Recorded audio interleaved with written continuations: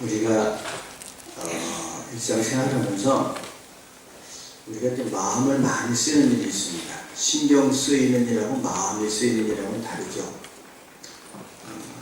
여러분 컴퓨터를 키면 맨 먼저 어느 페이지를 먼저 보십니다.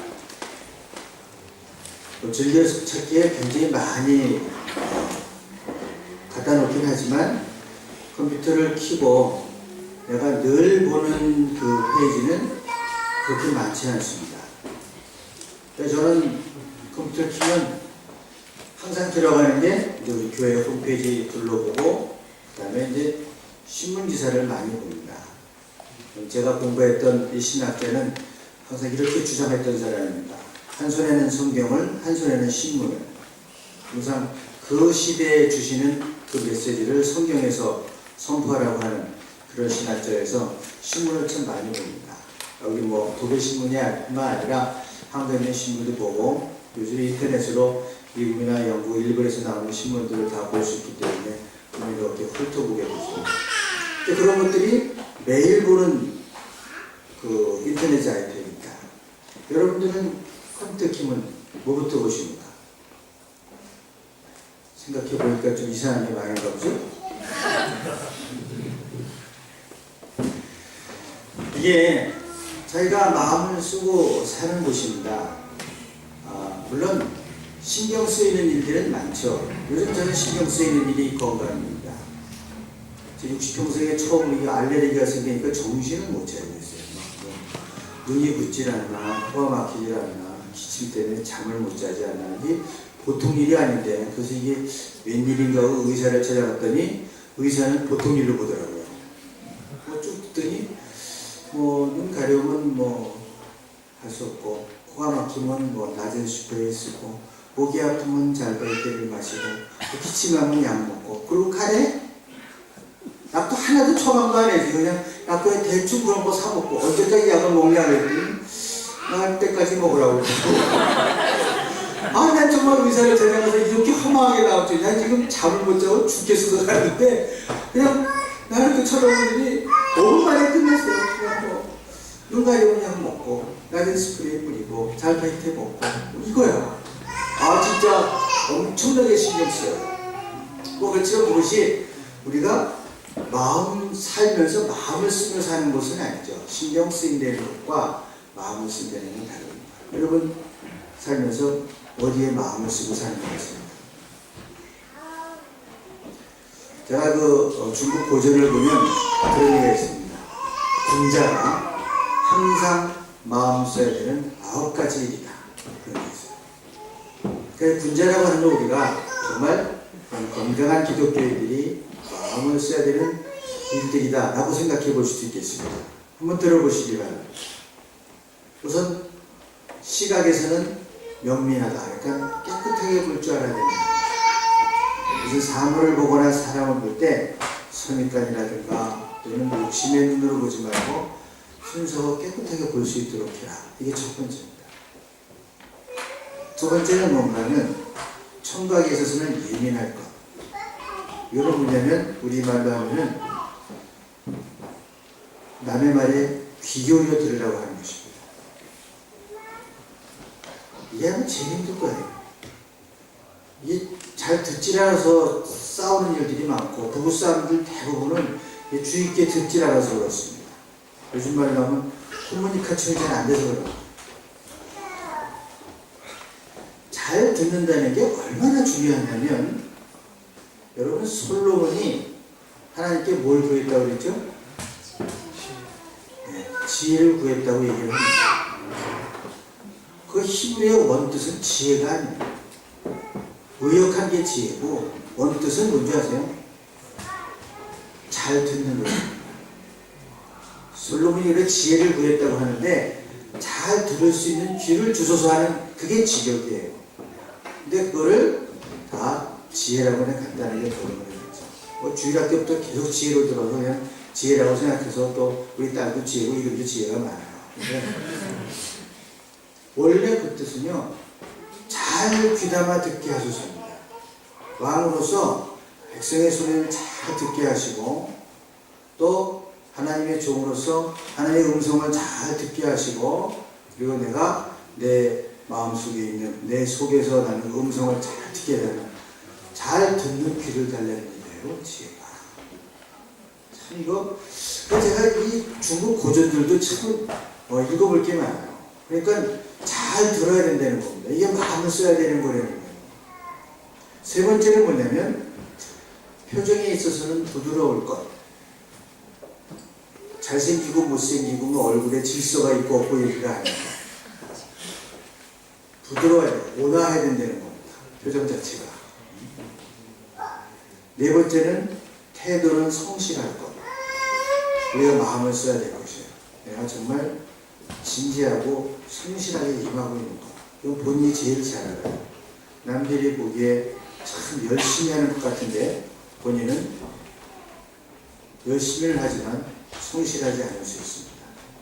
그냥 늘 하는 거니까 루틴하게 그냥 지나가면서도 열심히 하는 것처럼 보일 수는 있지만 성실하지 않은 건 다른 겁니다. 하나님과 내 앞에서 내가 성실하게 하고 있나. 여기에 마음을 쓰면 정말 내 삶을 참 부끄럽고 자꾸 가다듬게 되어 있어요. 목사님들은 매주일 작품 하나씩 씁니다. 이걸 성실하게 썼냐고 물어보면 대답할 말이 없어요. 내가 도대체 성실하게 썼나 싶습니다. 그러니까 기도를 어떻게 해요? 우리의 허물을 가리우시고 성령께서 은혜 받게 해 주옵소서. 좀 성실하게 못하게 좀 썼지라도 하나님께 좀 잘 써주셔서 듣는 사람들이 잘 알아듣게 해달라는 얘기예요.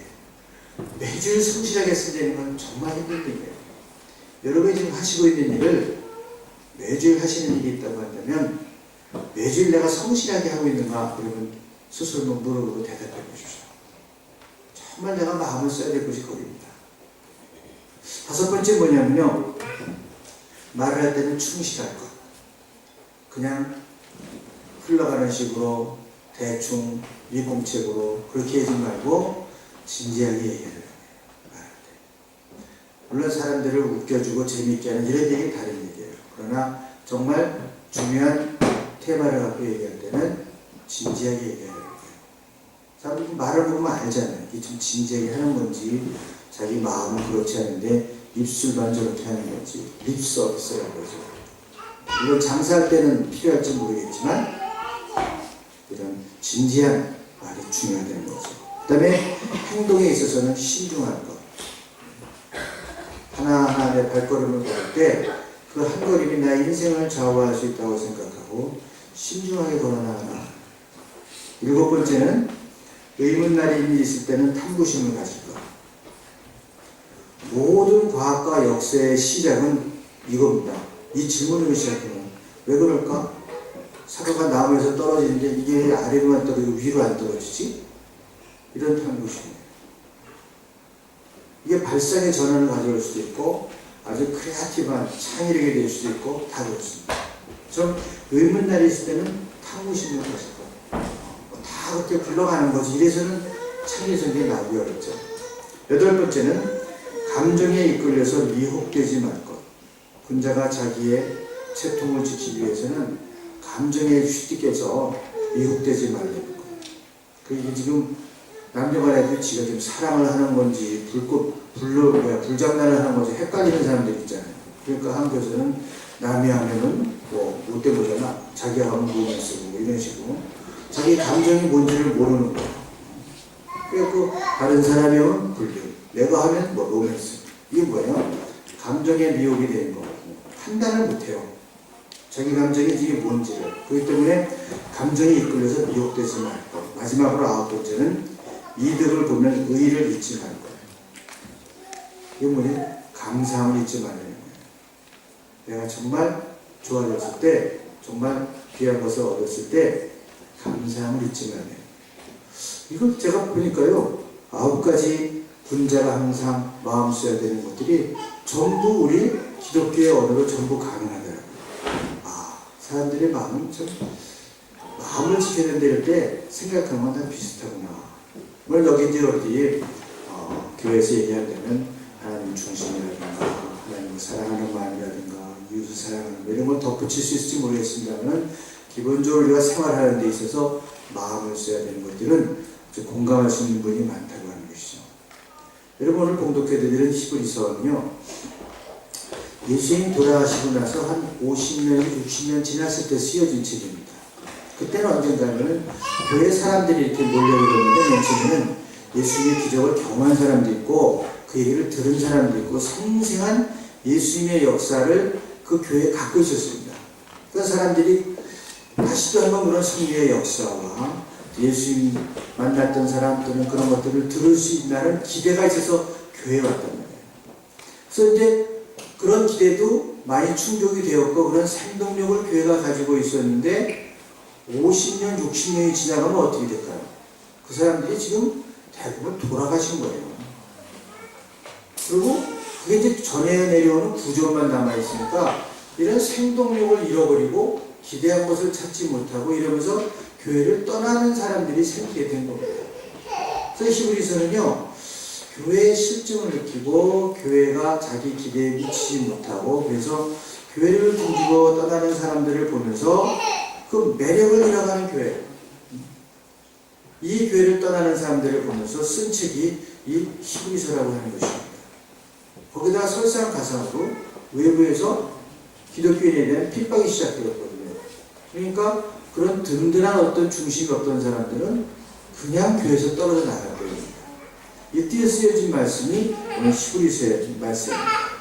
우리 일생의 삶이 평탄한 사람도 없고요, 일생 평탄한 사람도 없고 일생 잠잠한 사람도 없고요, 일생 모든 것이 확실한 사람도 없습니다. 우리가 생각하기에는 대부분 이런 착각을 합니다. 지금도 여러분들이 삶의 계획을 이렇게 생각할 거예요. 내가 이제 뭐 입학을 하면 졸업을 하면 이렇게 해서 어떻게 취직하고 어떻게 계획하고 뭐 어떻게 살 것이다 하지만 지금 내가 생각해도 그게 참 확실한 것 같지만 그것처럼 불확실한 게 없어요. 지금 여러분이 지난 시간만을 생각해도 참 불확실한 미래를 여기까지 찾아온 거죠. 이런 불확실한 미래 때문에 사람들이 답답하니까 이 용하다는 점쟁이를 찾아갑니다. 진짜 용하다는 점쟁이들은 있긴 있는 모양이에요. 꼭 쪽집게라고 그런가? 그런 사람들이 있는데 그 사람들이 좀 더 좀 도가 통하면 시험 문제를 쪽 집어내면 아주 기가 막힐 텐데 그건 잘 안 되더라고요. 뭐가 나올 거다. 그래서 그거 대박인데 말이에요. 아니 용한 점쟁이가 있는데 이 사람이 정말 큰 돈을 가지고 그 사람을 찾아갔어요. 미래를 좀 얘기해요. 돈을 얼마든지 주겠다. 이 사람이 안 받아요. 나 그런 점은 치지 않는다고. 이 사람이 하도 들이대고 그러니까 이게 귀찮게 된 거예요. 쫓아다니면서 그러니까. 그래서 할 수 없이 점을 봐주기로 했어요. 그래서 한마디 딱 했습니다. 내가 말하는 점괘는 절대로 틀린 일이 없습니다. 각오하십시오. 그러니까 다 준비가 되어 있다는 거예요. 얼마든지 달라는 대로 드릴 테니까 내 미래를 점쳐해 주세요. 다 그래요. 당신의 미래는 불확실합니다.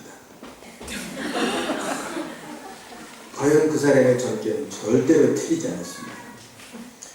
인생은 이렇게 불확실함과 불안정과 고난이 있는 것이 사실입니다.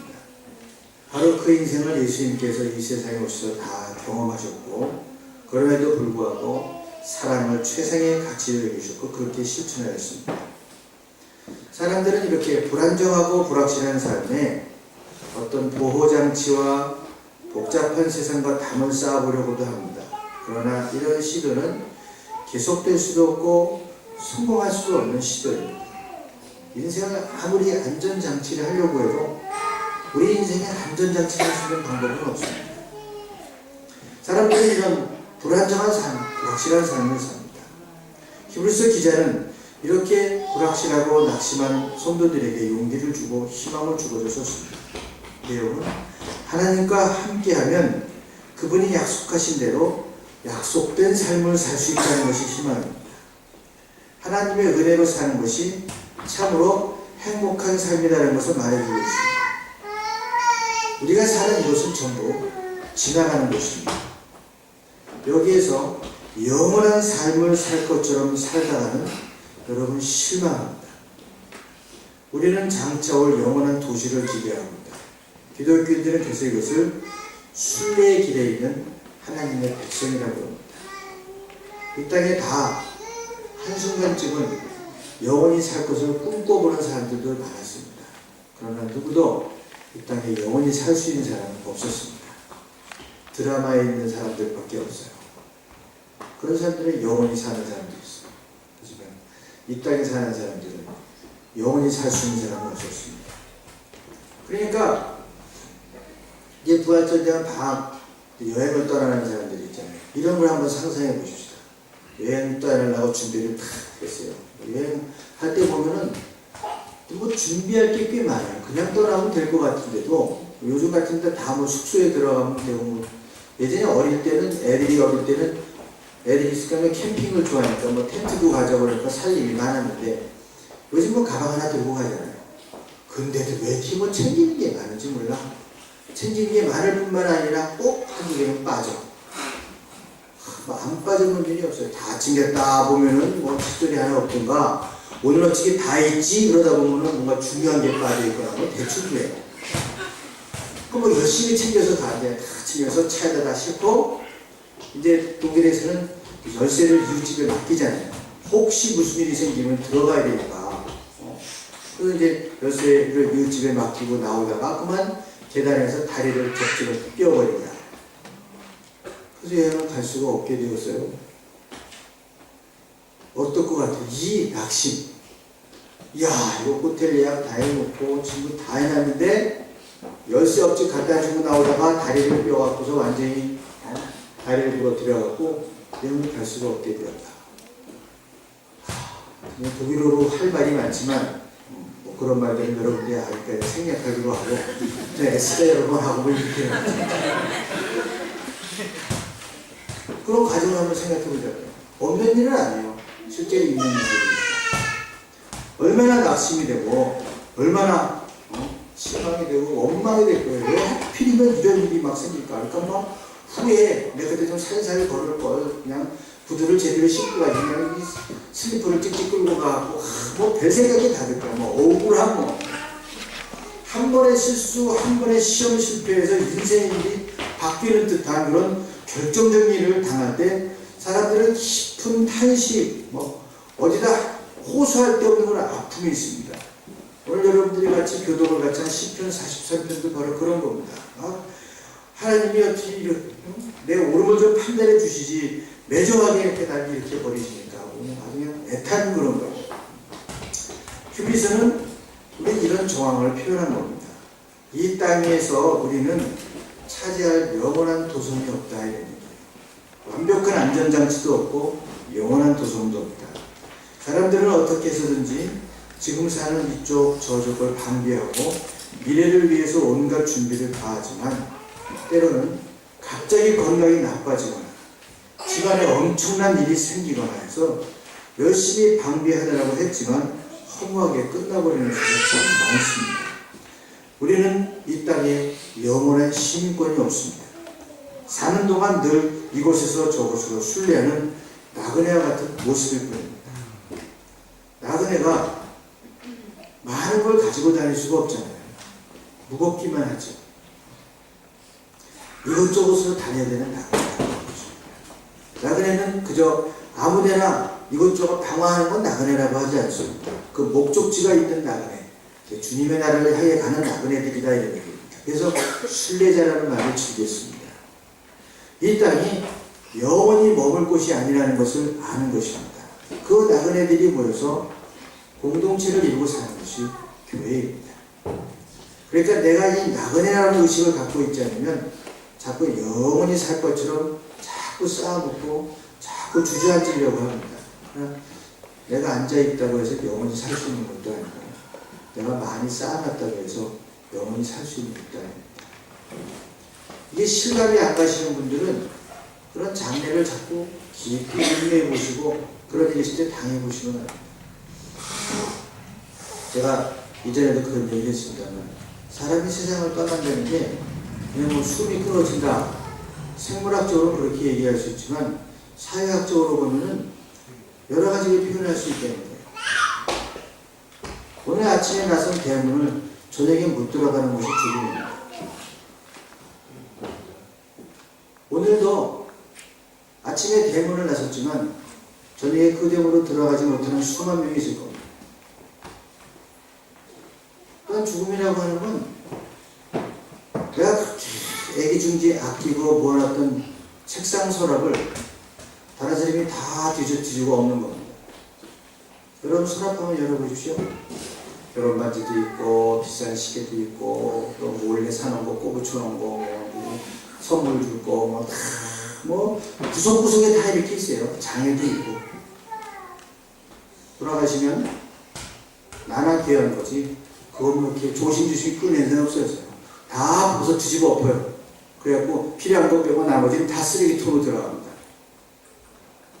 내가 영원히 간직할 수 있는 것도 없고 영원히 머무를 때도 없습니다. 요즘 어떤지 모르겠어요. 한국에서 예전에 그 장롱이 되게 귀했어요. 뭐 자개장 뭐 번쩍번쩍 그 자개장도요 일주일에 한 번씩 왁스를 닦아줘야지 번쩍번쩍하지. 그냥 두면 습기 먹고 그러면요 우윳빈율이 돼요 이게. 근데 닦으면 기가 막혀요. 야광패까지 들어가면 밤에 또 반짝반짝해요. 그렇게 애지중지 한 달에 두세 번씩 왁스를 몇 킬로 닦았던 그 장 돌아가시니까 돈 주고 버렸어. 그냥 또 안 가져가 이거 무거워가지고 자기장. 그래서 돈 얹어주고 버렸습니다. 이 땅에 영원한 도성이 없습니다. 내가 영원히 간직할 수 있는 것도 없고요. 내가 영원히 머무를 곳도 없습니다. 그런데 자꾸 우리는 착각해요. 마음은 어디 됐으냐? 마치 여기 영원히 머무르고 영원히 가질 수 있는 것처럼 마음을 씁니다. 사실은 그게 아닌데 다른 곳에 마음을 써야 되는데 거기에 마음을 쏟는다고 하는 것입니다. 그래서 이런 나그네들이 모여 사는 곳이 교회입니다. 교회는 그렇기 때문에 기본적으로 전부 다 그런 순례자의 마음을 갖고 있어야 돼요. 마인드가 그런 순례자의 마음대로 되는 거예요. 언제든지 떠나가는 곳에 서 있다고 생각하는 거예요. 여러분 우리가 다리를 지나간다고 생각하면은 다리 위에 집 짓는 사람은 없을 거예요. 지나가는 곳이니까. 세상도 그런 곳입니다. 주님은 성문 밖에 골고다에서 고난당하시고 십자가에 돌아가셨습니다. 그리고 옷까지는 전부 다 로마 병정들이 다 나눠 가졌습니다. 오늘날 우리가 사는 이 환경과 공동체와 십자가 사이에는 확실한 어떤 괴리가 있습니다. 우리는 고통을 당하기보다는 피하고자 하고 온갖 노력을 다해서 고통스러움을 피해가려고 합니다. 확실한 것을 원하지 불확실한 것을 위해서 고통받고자 하는 사람들이 별로 없습니다. 그러다 실패하면 하나님 도와주세요 하고 간구합니다. 순례자들이 모인 교회 공동체는 확실한 것보다는 미래의 불확실한 것들이 오히려 더 많습니다. 주일학교를 합니다. 애들이 뭐가 될지 몰라요. 그러나 그 영혼에 끊임없이 말씀을 들리고 부어주는 게 주일학교입니다. 교회에서도 다 불확실한 것들입니다. 어느 것 하나 확실한 것이 없어요. 우리 교회처럼 불확실한 사람들이 없어. 언제 교회 떠날지 않아. 일단 입학하면 그 학교로 가야지. 여기서 그 학교 다니게 생겼어요. 윤회이고 뭐 함부르고 대면 그냥 가는 거.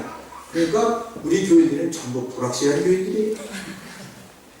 그래도 목사님은 언제 떠날지 모를 사람이니까 냅둬. 안 그래요.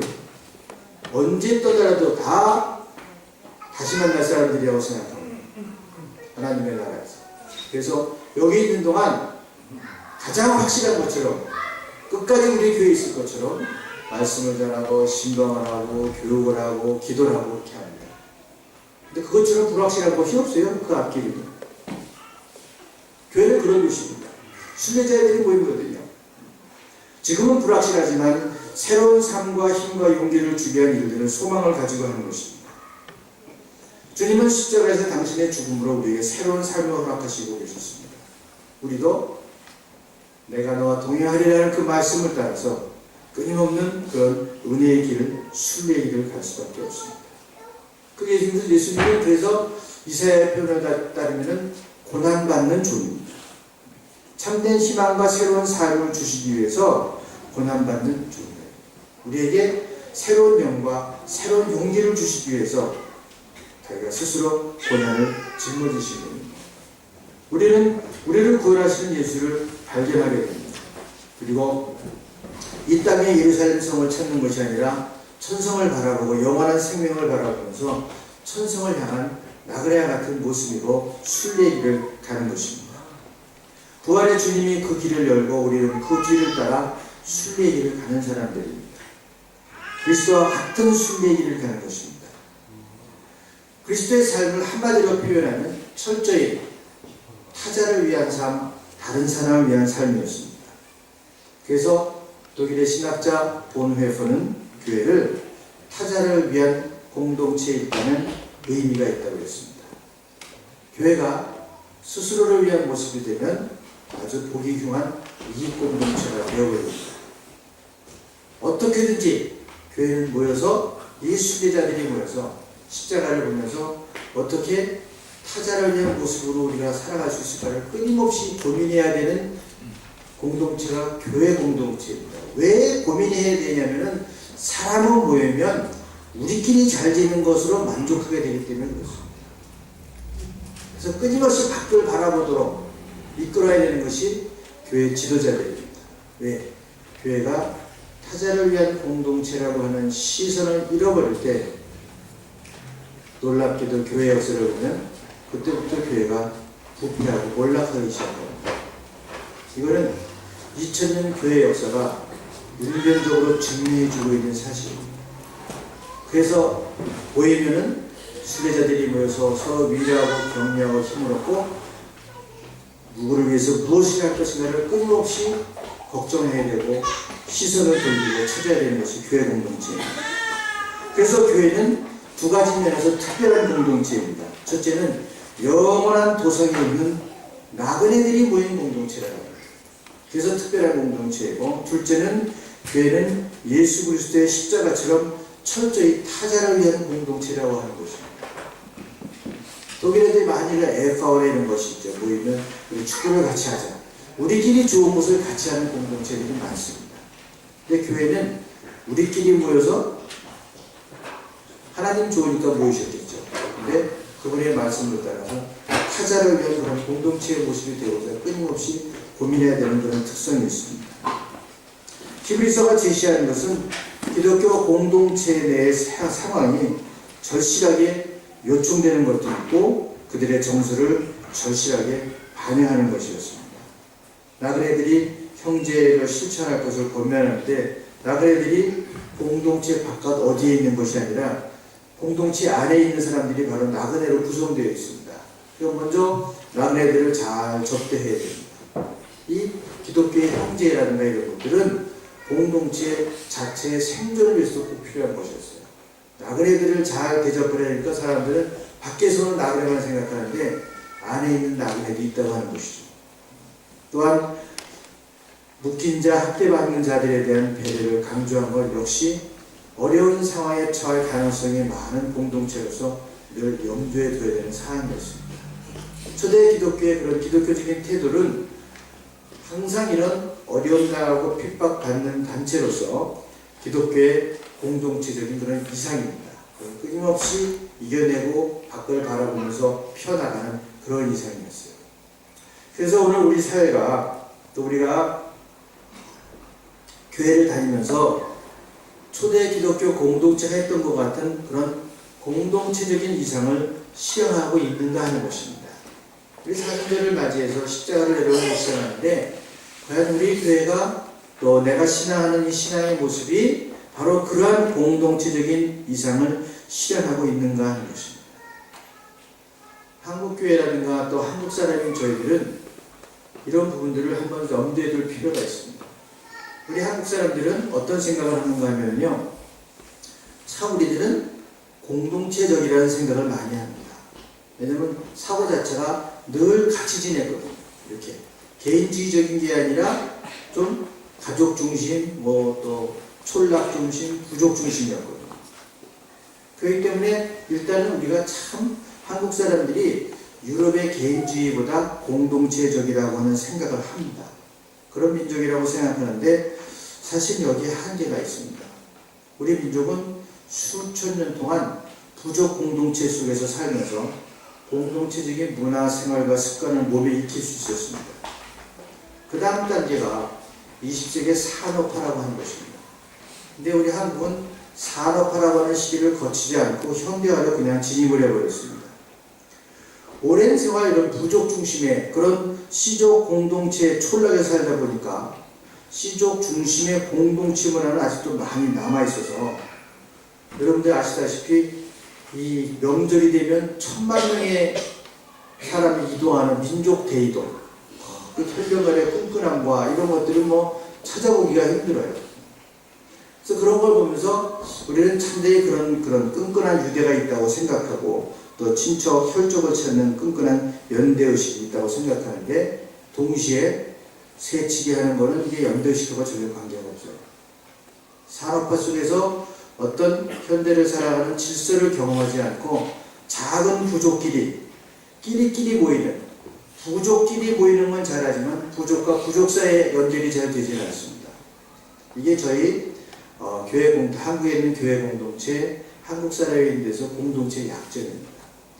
우리 가족끼리 내 아이가 시험을 붙게 하기 위해서는 뭐 물불을 안 가리고 지원을 합니다. 그러나 밖에 나가면은 전혀 달라져요. 우리 교회 사람을 위해서는 열심히 지원하지만 우리 교회 밖에 사람, 다른 교회 사람에 대해서는 이거는 죽거나 살거나 전혀 상관이 없어요. 이런 사고들이 어디 있는가 하면은 우리가 갖고 있던 작은 시적 공동체의 경험들이 그대로 있기 때문에 교회 단체의 하나는 잘 뭉쳐요. 요즘 그것도 안 돼서 문제지만 여하튼 기본적으로 그건 잘 되는데 요 교회가 교회 간의 유대 이런 것들이 진짜 안 됩니다. 그 왜냐면 우리 한국이 그런 시적 공동체에서 산업화 사회의 그런 훈련들을 거치지 않고 그들의 현대를 진입해버렸기 때문에 우리가 갖고 있는 공동체의 경험이 이런 한계가 있다는 것입니다. 일전에도 얘기했지만 유럽에서는 개인주의라고는 하지만 산업화를 거치면서 끊임없이 다른 단체와 커뮤니케이션을 하고 생각하고 나누고 협력하는 걸 훈련받은 사람들입니다. 일전에 제가 한번 언급을 했지만 전후의 독일 정치는 뭐 여러 가지 정당이 있지만 정당이 혼자서 정권을 잡은 적은 딱 6, 7년밖에 없습니다.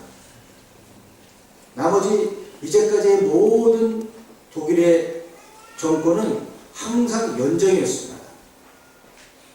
뭐 기민당이 3인당하고도 하기도 하고 브로세 코알리에이션을 하기도 하고 기민당이 그린내고 하든지 뭐 항상 다른 당과 맨날 싸우던 당하고 연정을 해서 이 정권을 항상 이어왔었습니다. 그러니까 항상 다른 단체에 대해서 열려있던 게 훈련이 되어 있어요. 근데 우리는 산업화를 거치지 않았을 뿐만이 아니라 이게 또 공산화되면서 빨갱이냐 아니냐를 나누는 게 흑백 논리에 익숙해갖고 이게 다른 교회도 우리 편이냐 아니냐 애들 교회라면 좋은 편이냐 나쁜 편이냐 이렇게 가르는 그런 게 있어요. 그래가지고 이런 것 때문에 정말 훌륭한 공동체로서 같이 할 수 있는 일들을 못하게 되는 경우가 많습니다. 이걸 예리하게 본 사람들은 한국에 있는 사람이 아니라 한국을 바깥에서 본 사람들입니다. 이런 박노자라고 하는 러시아 학자가 있는데 지금 스위스에 교수로 가 있는데 이 사람이 쓴 책글에 그런 게 있어요. 당신들의 대한민국. 대한민국은 경제 부흥을 하고 교회가 일어나고 다 그러는데 밖에서 보면 지들만 잘 살겠다는 거라 이게. 그래서 그걸 당신들의 대한민국 하고 책을 하나 쓴 적이 있어요. 아주 그 한국 사회를 예리하게 분석한 책입니다. 우리가 부족한 것이 그것이고 우리들도 모르게 그런 것들이 자리 잡아 있어서 교회 하나는 어떻게 할지 모르지만 교회 밖과 또 다른 교회와 같이 뭐 연대하고 나누고 같은 교인으로서 뭐 이런 게 잘 되질 않습니다. 21세기 세계는 정보 시스템 덕분에 세계 곳곳의 다양성이 그 어느 때보다도 뚜렷하게 우리에게 다가옵니다. 마을 밖의 사람들을 의식하고 이들과 더불어 살 줄 아는 알지 못하는 사람들과도 공동체를 이룰 줄 아는 마음가짐이 어느 때보다 요청이 되고 정말 살만한 세상을 만들기 위해서 손을 잡고 일해야 되는 그런 때라고 하는 것입니다. 한국에서는 전반적인 그런 공동체 의식에도 한계가 있고 더욱이나 그 공동체마저도 요즘 자꾸 부서져 나가기 때문에 사실은 큰 위기라고 할 수 있습니다. 현대사에서 산업화를 거치면서 전통적인 공동체가 이루어진 것이 아니라 그냥 현대화를 진입하면서부터 갑작스럽게 옛 삶의 공동체적 기반까지 무너지는 상황에서 많은 사람들이 심리적으로 탁 의존할 데가 없어서 교회를 찾은 경우가 참 많습니다. 한국 교회가 갑자기 발전한 데는 산업화에도 많은 이유가 있었겠지만 이 산업화가 되면서 내가 의지했던 시골에 살던 우리 이웃집, 옆집 이런 것들이 다 무너져 버렸어요. 갑자기 서울 상경에서 공장에 취직하니까 이웃집, 옆집이 없어요. 공동체가 없어진 거예요. 그래서 교회로 많이 몰리게 되었다는 것이 사회학적인 분석입니다. 한국교회 공동체 형성의 과제에 관련해서 우리는 여러 가지 모습을 볼 수 있습니다. 초대교회 공동체의 그러한 순례자들의 그런 모임이라고 하는 그 마음을 우리가 다시 한번 살려낼 수 있을까? 우리가 영원히 있을 곳이 아니지만 정말 같은 마음으로 같은 소망을 가진 사람으로서 모여서 세상을 정말 아름다운 세상으로 만들어갈 수 있는 타자를 위한 공동체가 될 수 있을까 하는 것을 끊임없이 고민하고 시험해야 되는 것이 오늘날 우리들이 처해 있는 교회의 자리입니다. 그래서 우선 혈연, 지연, 학연 아무 연관 상관없이 만나는 사람들이 아름다운 그런 형제 자매의 모습으로 이루 없는 나그네들에 대한 그런 접대를 이루어가는 공동체의식, 이것이 밑바탕이 되어질 때에만 십자가에서 얘기하는 타자를 위한 공동체가 될 수 있다고 하는 것입니다. 우리 선배 기독교인들은 떠돌이 나그네들과 동질의식을 느꼈던 사람들입니다. 이러한 의미에서 집 없는 떠돌이 나그네로서의 그 자기의식은 오늘날 기독교인들의 정체 속의 일부를 이루어야 됩니다. 나는 언제든지 떠나가야 되는 사람이라는 생각을 가져야 되고, 나는 이 땅의 순례자다는 생각을 늘 가지고 있어야지만 쉽게 내려놓을 수 있고 쉽게 떠나갈 수 있습니다. 그렇지 않으면 집착하게 된다고 하는 것이죠. 오늘 기독교인들은 이 땅에 소외된 집 없는 나그네들의 형제고 자매요 가족으로 느낄 수 있어야 됩니다.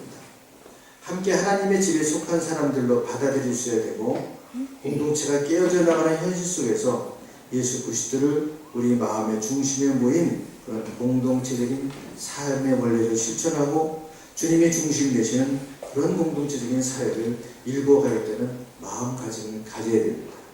가정이라는 공동체, 교회라고 하는 공동체, 우리가 살고 있는 사회라고 하는 공동체도 다 마찬가지입니다. 그러한 내가 마음을 쏟아놓는 것이 바로 거기에 마음을 쏟아야 된다는 거예요. 지금 내가 어디에 마음을 쏟아놓을 것이냐. 신경 쓰고 내가 하는 일이 많지만 내가 교회에 나와서 마음을 써야 되는 일들은 바로 그곳을 바라보는 마음이 되어야 된다는 것입니다. 한번 여러분들이 과연 나는 지금 무엇을 위해서 어떻게 살아가는 사람들이고 내 마음은 어떤 마음인가, 한번 여러분들의 마음을 기울여 보시기 바랍니다. 앞에서 말했던 마음을 써야 될 일이라는 거, 보네퍼가 쓴 시를 읽고 마치겠습니다. 어떤 인생의 과정도 거침없이 조용하게 흐르는 일은 없다. 두개 부딪히고 오해하고 혹은 자기의 맑은 수면에 돌을 던지는 사람도 있는 것이다. 각자의 인생에는 늘 어떤 일이 일어나는 것이다. 그럴 때 우리가 마음 써야 할 것은 자기 인생의 수면을 다시 맑게 해서 하늘과 땅이 다시 거기에 비치도록 하는 것이다. 기도하겠습니다. 자비하신 하나님, 이리 부딪히고 저리 위로하고